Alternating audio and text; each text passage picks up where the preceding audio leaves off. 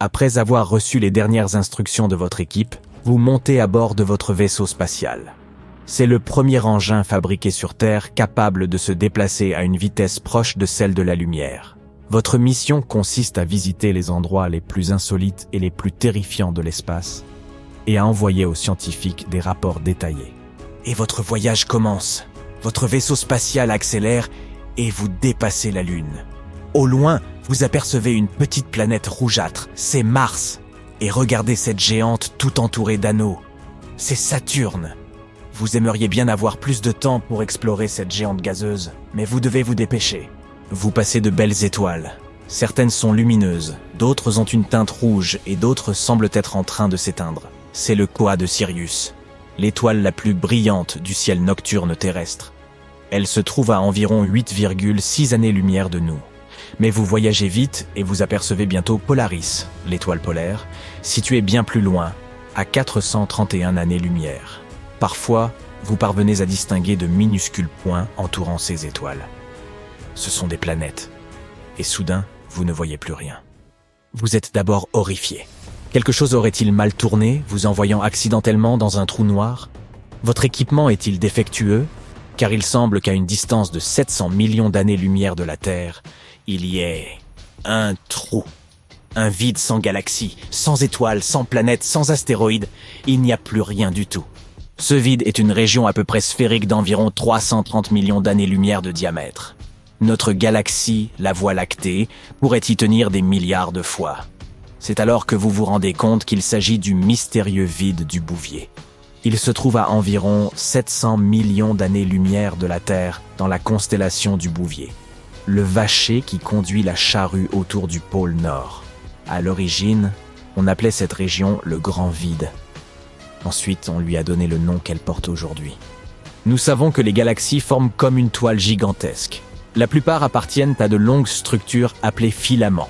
Ceux-ci serpentent dans le cosmos et, lorsqu'ils se rejoignent, ils forment des régions à forte concentration de galaxies. Ces zones portent le nom d'amas de galaxies. Mais entre les amas et les filaments, il peut y avoir d'énormes espaces vides sans presque aucune galaxie. Ces vides représentent en fait près de 80% de l'univers observable, et la plupart d'entre eux sont énormes, entre 30 et 300 millions d'années-lumière de large. Le vide du Bouvier est l'un des plus massifs. Il a même décroché le titre de supervide. Les astronomes pensent qu'il pourrait résulter de la fusion de plusieurs vides plus petits. Mais qu'est-ce qui a bien pu provoquer l'apparition de ces gigantesques zones vides? La raison pourrait se trouver dans l'origine de l'univers. À ses débuts, toute la matière de l'univers était compacte. Les astronomes pensent même qu'il s'agissait d'une sorte de soupe uniforme. Mais très vite, des fluctuations quantiques aléatoires ont commencé à disperser cette matière. Certaines zones sont devenues plus denses. En conséquence, leur attraction gravitationnelle s'est renforcée et elles se sont mises à prélever de la matière dans les régions moins denses. Et elles en sont devenues encore plus denses, ce qui leur a permis d'attirer de plus en plus de matière. Parallèlement, les amas plus petits ont commencé à s'éloigner du centre, formant les galaxies. Après avoir contemplé le néant pendant un certain temps, vous décidez d'explorer d'autres objets spatiaux et de redémarrer le moteur de votre vaisseau spatial. Il y a un type de formation que vous étiez impatient de découvrir, les nébuleuses. Ce sont de gigantesques nuages de gaz et de poussière. Avec le temps, la gravité les rapproche eux aussi entre eux.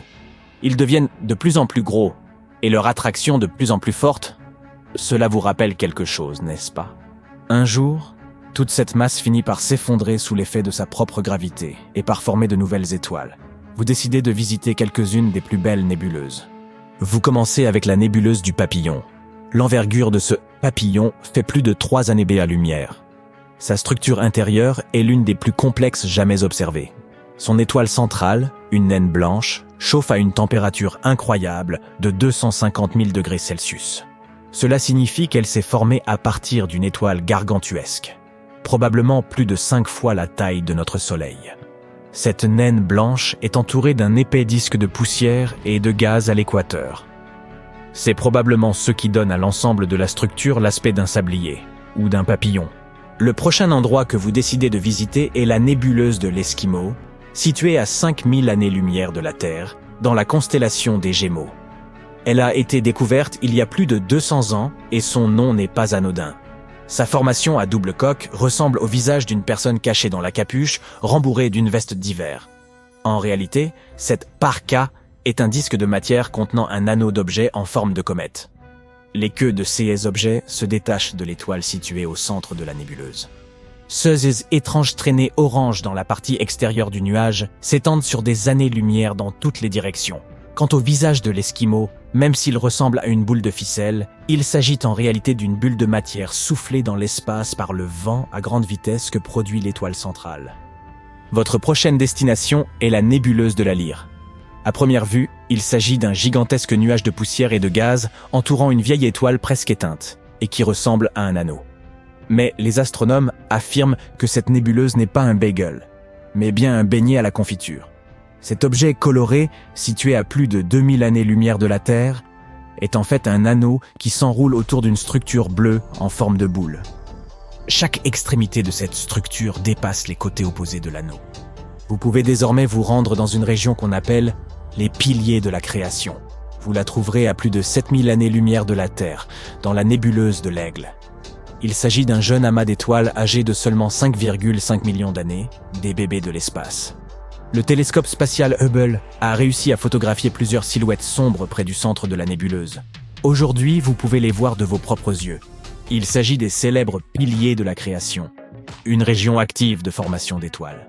Et puisque vous avez déjà visité une région où naissent de nouvelles étoiles, vous partez à la découverte d'un fossile vivant. DG7 est aussi grande que notre Voie lactée, mais elle est presque invisible, car ces étoiles sont très dispersées. Ce qui rend cette galaxie si unique, c'est qu'elle est toute seule, contrairement aux autres galaxies de ce type, que l'on trouve généralement dans des amas. Cela peut signifier que DGS-ATI s'est formé à une autre époque, probablement 1 milliard d'années après le Big Bang. Voilà pourquoi on parle de fossiles vivants.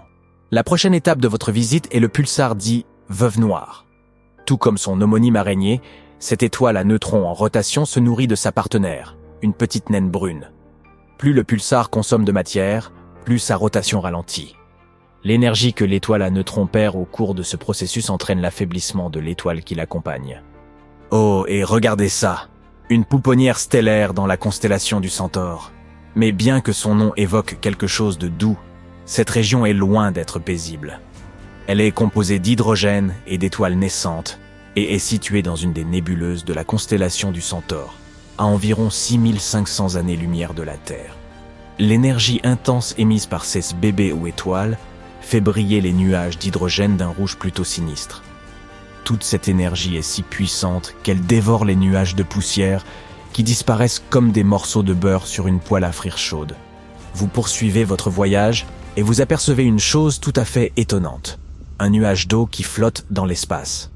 Pour être plus précis, il s'agit d'un nuage de vapeur d'eau entourant un trou noir supermassif situé à 12 milliards d'années-lumière de la Terre.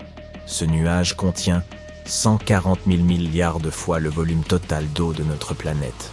Les astronomes pensent qu'il serait apparu 1,6 milliard d'années après la naissance de l'univers.